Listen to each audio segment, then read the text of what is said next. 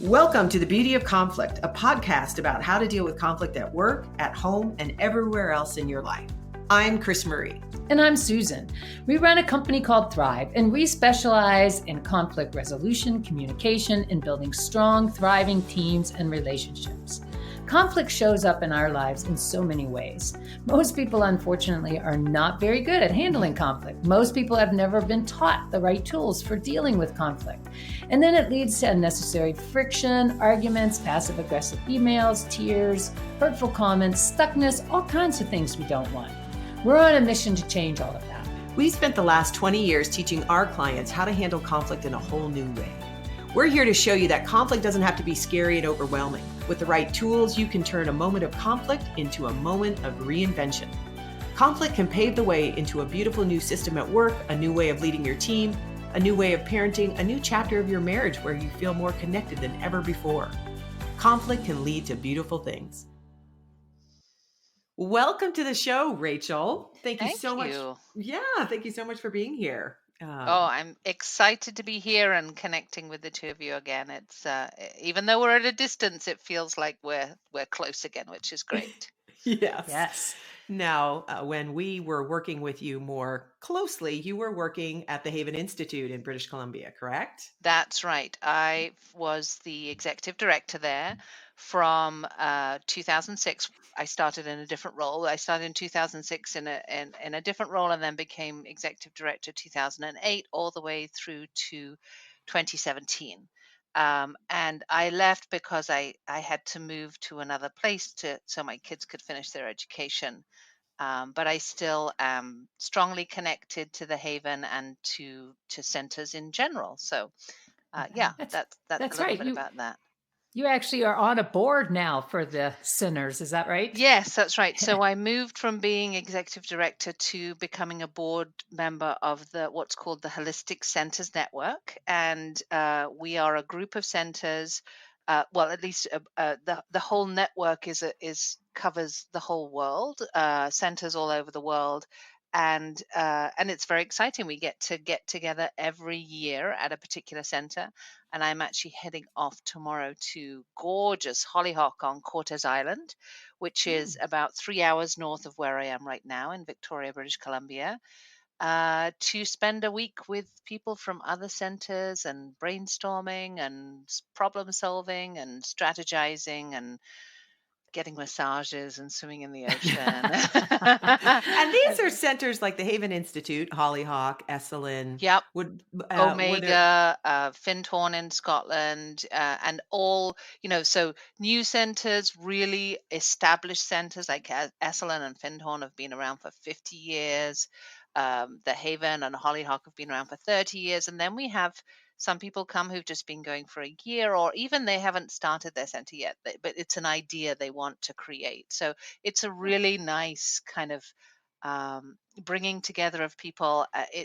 And just the idea, it's in the spirit of collaboration where none of us see each other as competitors. We all like to come from a place of abundance. There are plenty of people out there, and we don't need to fight over participants and in our programs, and so it's better for all of us if we share our ideas, and particularly those of us who've worked in the older, more established centers. We can kind of highlight some things you might not want to do. Lessons learned. Learn from our mistakes. Lessons hard learned, and that people need to make their own mistakes as well. So, but it's a beautiful collaboration between. When you add it up, the people in the room, there's like hundreds of years of experience, and it's a very rich. It's very different to the sort of competitor model, which is great. I love that. And which brings us to where we actually were with you, because at that time you were the executive director at the Haven Institute. Yep. And you brought us in. And I mean, do you want to say a little bit about the situation, about why you brought us in? And the size of your team and what you were trying to accomplish, what you were doing. Sure. So, well, and you worked with us in different contexts with different groups. And repeatedly over time, which was actually, I think, one of the most beneficial things was that you came in. It wasn't just like a one-shot deal, and you weren't just working with the board. I think I can't actually remember who you started with, but I That's a remember good I that think point. was it the board or was it the I think we management did. team? I think we first started with I think it was because you the had gone board. through the board, because you had gone through Yes. that whole process of, because you came in after having very strong founders and everything had shifted. And there Yeah. was a whole process of Yeah. getting the board, your relationship to the board and support, finding a board that was actually helping the overall flow Yeah. of things. Well, I do have to also say that we were also leaders and we still are there, so Yes. we had lots of different ties that way as Yes. well. Well, Couple that's live one and thing couples in live leaders. that kind of organization is everyone wears many different hats, which is Yes. always an interesting one to, it's like, okay, who are you now in this context, in this meeting? Which is, and that's also great because you have a lot of, you don't have this kind of siloed, okay, I'm one of these and I don't know what you do over here. There's a lot of crossover, but yes, we had to, just to give a little bit of context, the organization had gone through, I think, one of the most fundamental transitions you can go through, which is from a founder owned for-profit organization, um, kind of like a family business. Mhm. It's that's the closest thing to a charitable organization, not for profit, educational institution with a board and an ED. And I read some stats somewhere that it was on family businesses, but how few of them actually managed the transition. Um, Mhm. I think I'm not sure that any of us at the time knew quite how huge it was.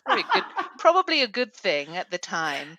But Mhm. I sort of liken it to, it's like being in labor. You kind of got to go through it to get to the end. And There's it no was turning back. no, and it was difficult. It really Yeah. was. We had That's difficult times, and that's where, you guys came in and you worked with the board, you worked with the management team, and this was, you'd come, I think you came 2 or 3 times, that was super helpful.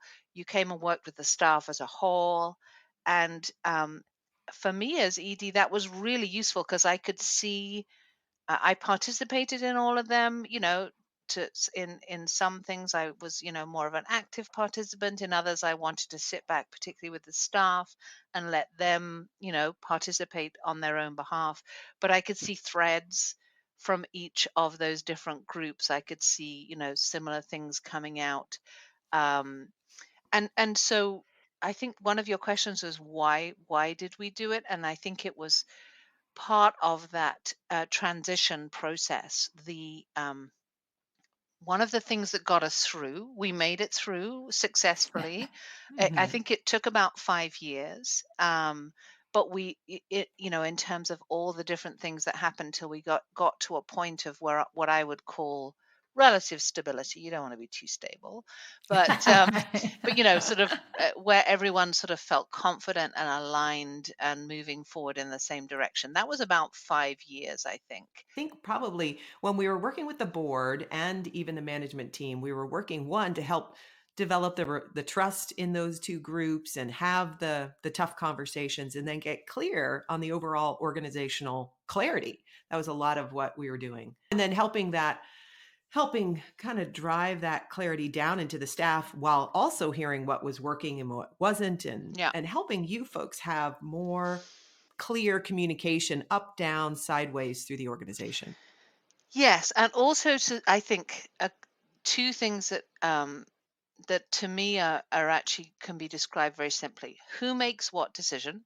Because Right. when you've gone from a founder-owned, family-owned business, it's super clear who makes the decisions. Like, Right. you know, the founders, the family, the head of the family, they make the decision. That's it. Everyone else, we're all good. It's a nice simple model. If you don't like the decision, you probably don't want to stay in the organization. It's like this. Mhm. It's a and that's it's a really nice, clear model. And then you move from that to, okay, you have the ED and you have the management team and you have the board, and a lot of that was sort of unpicking or delineating the boundaries. Who decides what?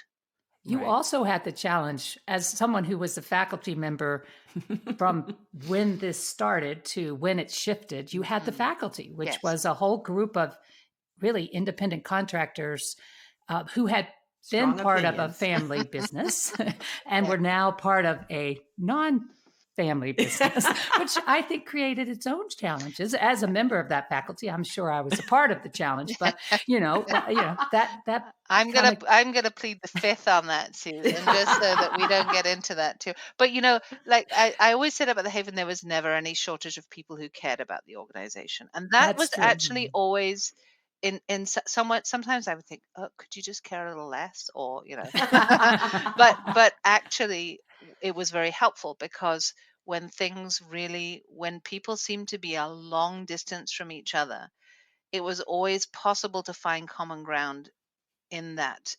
Your That's a great. intention is for the organization to do well. No one that I worked with wanted the organization to fail or do badly. So you can, even when people seem really far apart, you can come back to that fundamental principle, which was really helpful.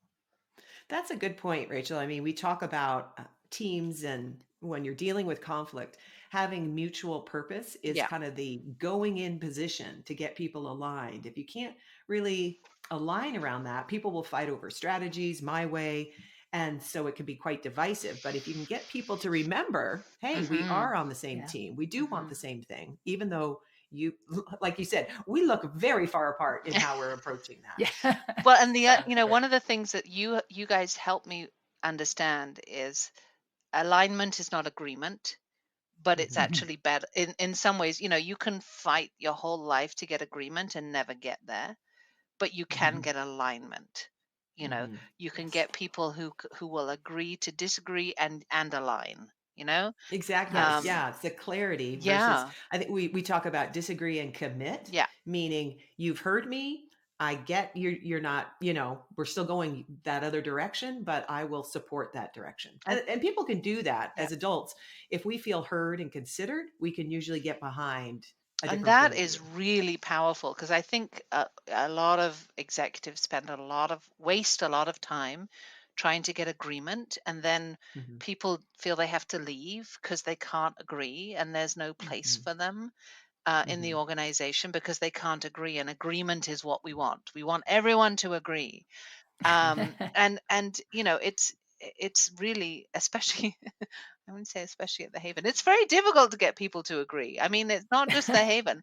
Like there, people like to disagree about things, and I think it's a good thing. It wasn't my I wouldn't say it was my natural environment, but I learned to live in the discomfort of disagreement and conflict because once the goal was reset for me, and you helped me do that, reset the goal to alignment rather than agreement, it didn't seem so impossible to get there. Do you know what I mean? There seemed to Mhm. Yeah. be a path that otherwise was just like me rolling a rock up the hill and then it would roll down again. It's like I, that kind of thing. And that was I actually the first thing I was talking about, who made what decision.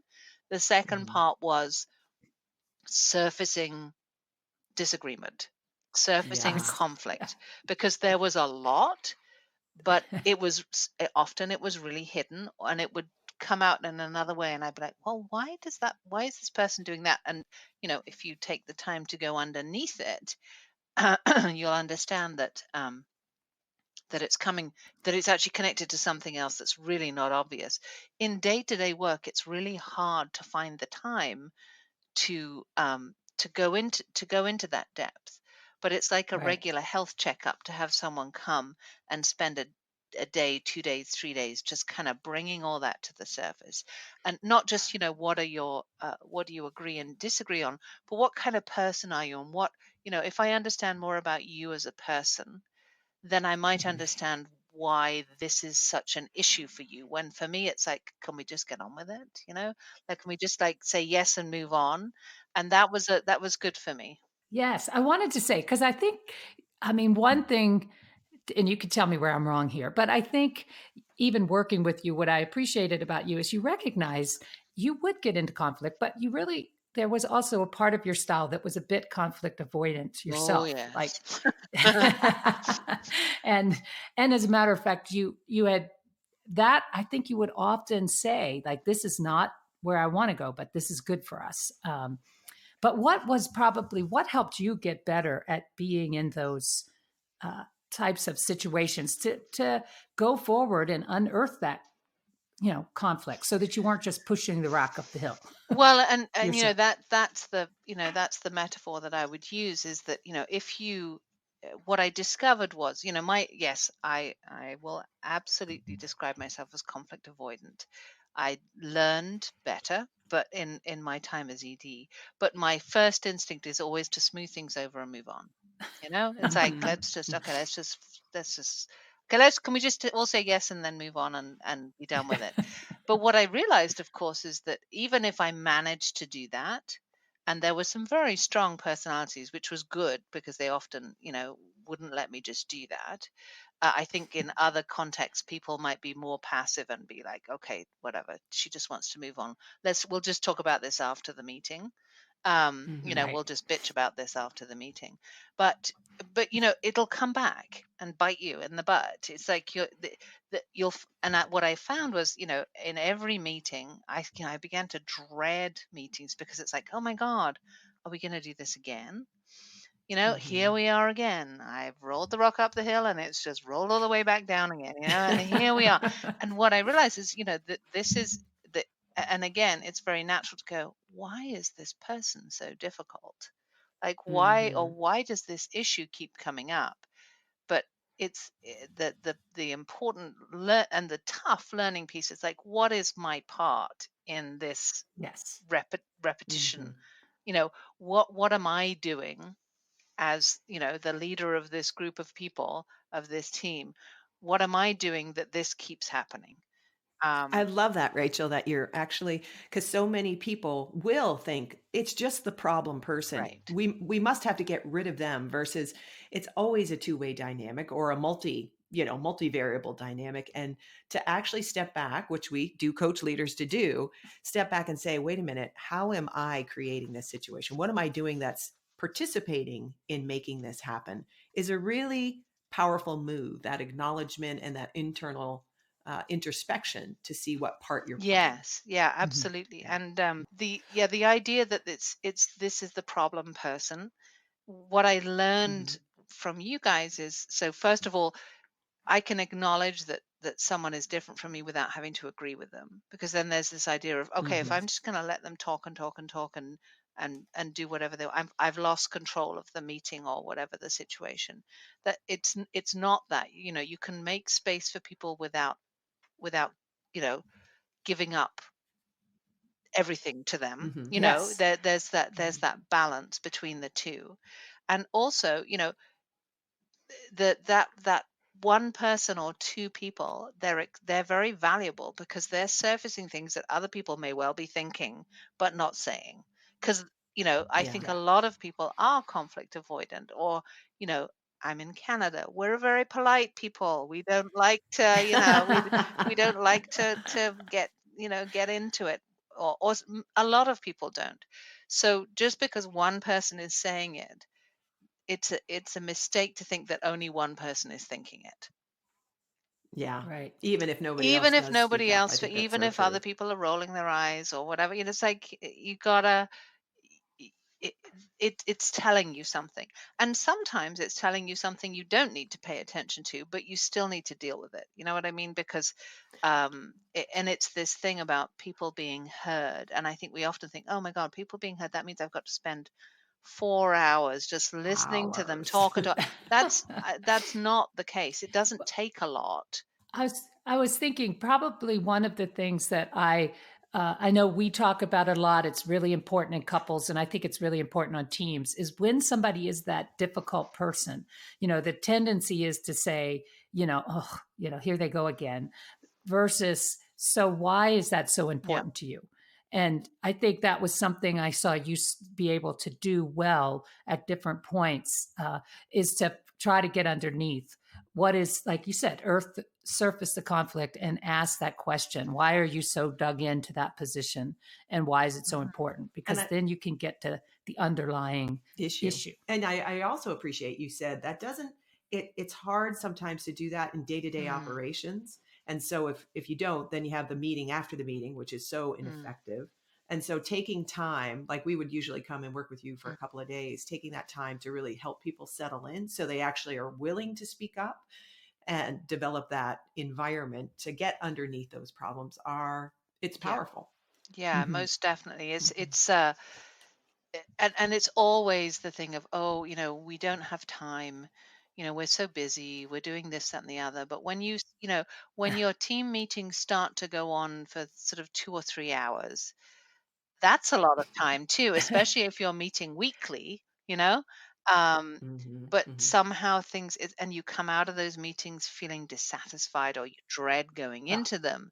Then if you add up all those hours, that's an awful lot of time. Plus, people are generally feeling dissatisfied. If you're dreading a meeting or coming out of a meeting feeling dissatisfied, likely other people are too. So, it's like that.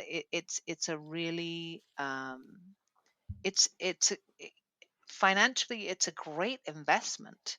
What I noticed is that, and we would need the tune-ups after a year or 6 months or something. It's a bit like taking a car for a service. It's easy to fall back into the old patterns, but there was a shift in things. I don't, I know, we aren't the kind of industry that measures productivity, but I bet you it went up. I bet people felt happier about things. There was a greater level of satisfaction. People would say, "That was great. I really enjoyed that. Can we do it again?" Um, Even though sometimes it was painful and difficult and surfaced things that normally wouldn't be surfaced. So, and I do think the other piece that was uh, it doesn't have to be all or nothing. It's when we talk about um, the person, uh, or sometimes people who often find themselves in conflict with the team or the organization. Sometimes it is the right decision for them to move on and go somewhere else. It's not like, okay, now this person has to stay forever because they're, sometimes, but again, if all I was doing was just kind of smoothing it over and moving on, even if that, the right decision was for that person to leave, we wouldn't ever get there. The person would Right. just It's be, true. or they Yeah. might leave in a way. I came to understand that someone leaving an organization is sometimes a really, um, it can be a very rich and beneficial process. You can learn so much, and it can be done in a way that is, not always, but more often than I think we normally do. It can be done in a way that where the organization can learn, the leader of the organization can learn, the person who's leaving can learn, um, and everyone comes out of that experience stronger than they were before. But more often than not, stuff is just bubbling up underneath, and then someone just walks out. You know? Yeah. And And nothing gets No, learned from that no. experience for sure. Yeah. And I was thinking, I mean, it's interesting because you're in that um, education or personal growth and development professional center. And it's interesting because we do a lot of work in for profit businesses that are very different than that. And, they take pride in being able to fight and fire and do whatever they need to do. And yet you were in a culture that sometimes consensus or everyone needs to agree was even more deeply embedded in the belief system that it had to be that way. So you were Countercultural. kind of challenging that culture, Well, And we agree with the we don't believe in consensus. We do believe in alignment. yeah. Yeah. And I Yeah. think, I mean, it was interesting because there is also a balance. It's like, we provided meals. We had a kitchen. We have a kitchen providing meals for participants. And, one of the things, it's like breakfast, lunch, and dinner has to be out by a certain time. And whatever's going on, it's like it's got to be out at 12. And maybe we can Yes. deal with this afterwards. So there was also, and this was an interesting other aspect of working there, is that, you know sometimes people would come and work for us who'd been in programs and would think that the workplace was like the program, and it wasn't, Yeah. because there are certain things that just have to be done. That doesn't actually mean that you have to throw everything else out the window. It's like, but Mhm. there were times where I was like, I get it. I see this is happening. We need to get lunch out. So Yeah. let's do Yes. that, and then book a time afterwards and deal with this. But there are Right. priorities. We can't just drop everything. And that was always an interesting balancing act. People had expectations, and there were things that need to be done at particular times. So in that way, we were somewhat traditional as well. Um, Yes. I mean, yeah, that, so we had to kind of we You got to yeah, get the you work got you done. gotta get the food out. That was always my, like, whether it was and it was often not the kitchen stuff, but I would use that as an example. It's like, I get it, but lunch has got to be out at 12. So how are we going to Hmm. do that and this? yes. You know? Um, Mhm. yeah. Well, Rachel, would you have like, if you think about all the different things that we did and, partnering with you, what's your number one takeaway that you're still, like that you take to the boards that you're on now and the groups that you're engaged in? Um, so there are a couple of things. One of the things that I think was always really useful was you would begin with some kind of a, personality assessment or something like that, where we shelved all the work stuff, or we, put the agenda to one side and talked about ourselves.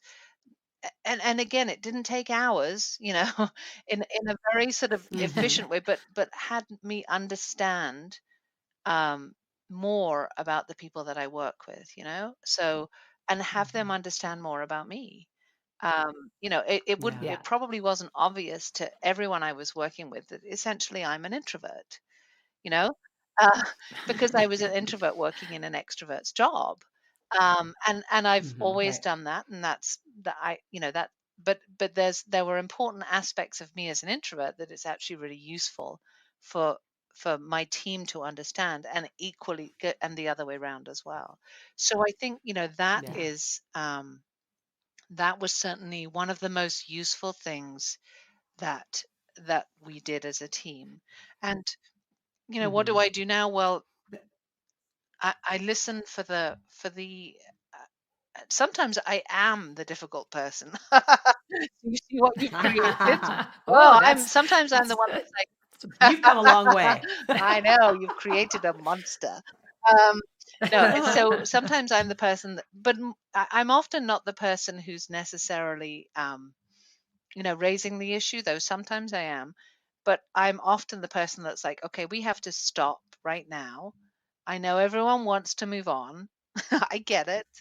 We've only got another for Hmm. half an you. hour of the meeting, but the agenda that we have here is not actually as important as dealing with what we have right now, because we have a I fundamental difference of opinion right now, which if we don't go into it, it's just going to go underground and come out somewhere else. So for the sake of It is, and you're not going to actually get no, forward movement on that and topic you you're talking about because that yeah, and person's, you're yeah, definitely not going to get alignment, because if people don't feel right, like, whatever they're saying is not being heard, then they're going to object to whatever you want to do, whether they agree with it or not, Right. because you just get resentful. Yeah.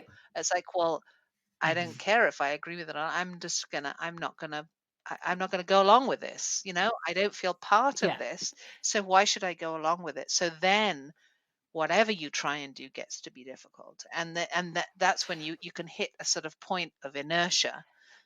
Nothing is Yeah. happening. So that's what I Well, have carried forward, that listening, um maybe overriding my my my first instinct, which is like, can we just carry on, can we just move on, right. and right. saying, okay, we all have Yeah. to stop, like, this is I Yeah. love that. It's like slowing down to go fast because if you do slow down, you're not gonna have as much rework and backlog and things going underground. And I think also, I love that you're bringing up the importance of even adding that first piece about building the willingness to show up vulnerably and real as a person. So doing that healthy work in the service of the doing the smart business results work so that both are being taken care of in the same meeting, because so often those things get separated.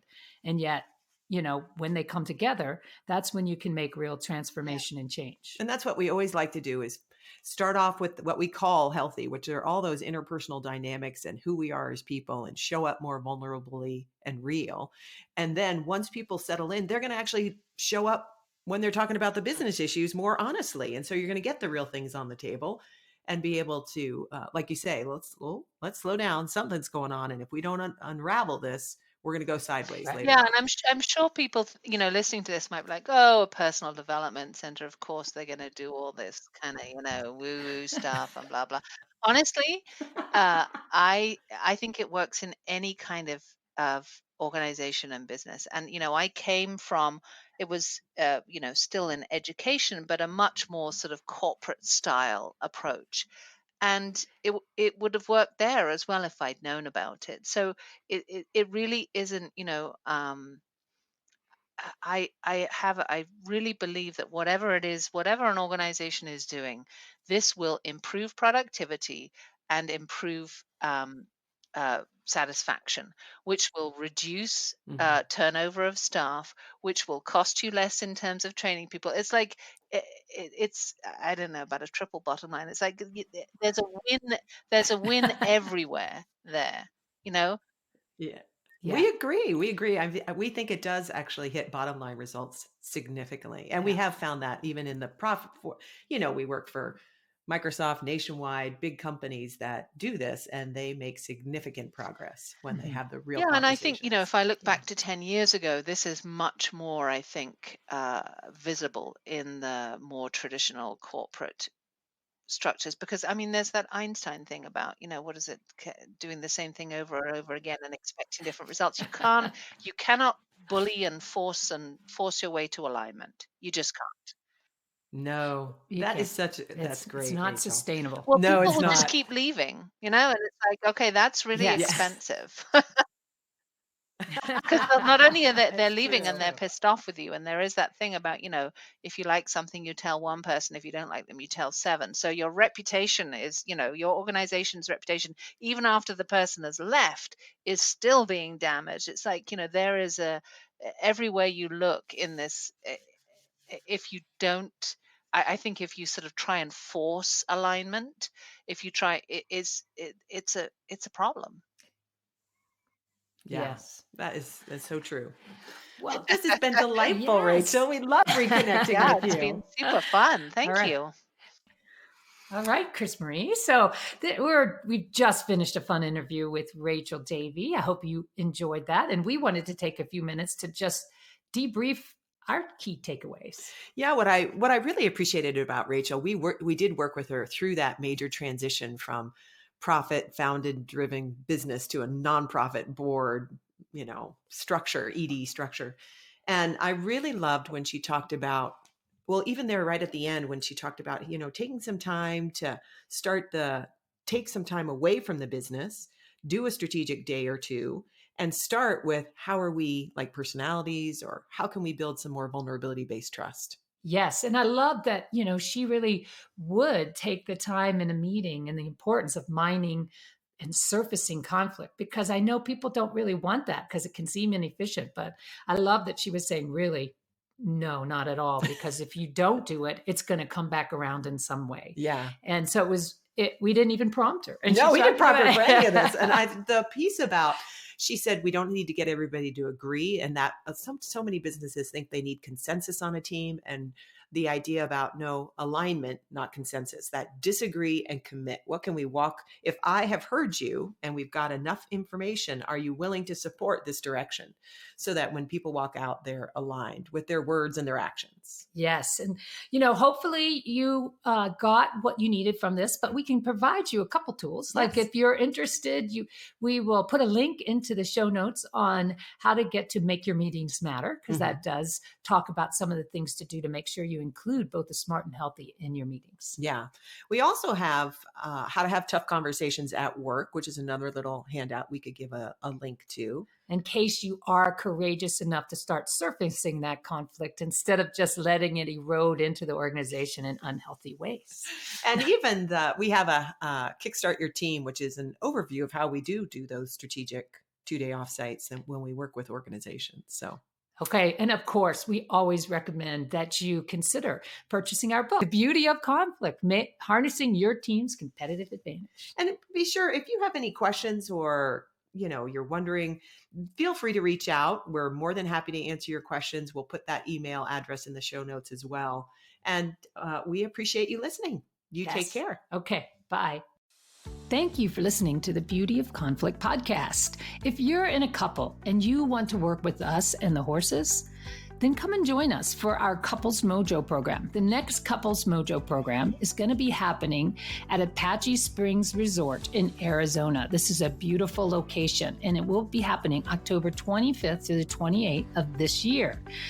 Now, for those of you wondering, why would I come to a Couples Mojo program? Well, not only do you get the benefit of some of the things we've learned over the years, but if you have any hesitation about giving your significant other feedback, trust me, the horses will give it to them for you.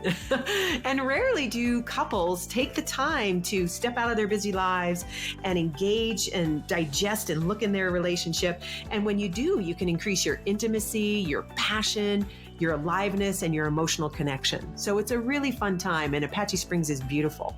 We'll also be doing one in Montana in the springtime, so stay tuned for more information about that. You can sign up for Couples Mojo on our website, which is www.thriveinc.com, THRIVEINC.com. Did I spell that right? Yes, you said it correctly. You can also find our articles, join our newsletter there, buy our other books, and learn more about other programs we're going to be offering. And if you enjoyed this show, please tell a few friends or post a 5-star review on iTunes. Your review helps new listeners discover the show. More people listening to this show means less friction and arguing and suffering out in the world. So that's a great thing for everyone. Okay, thanks for listening. Hope you have a peaceful, productive, and beautiful day.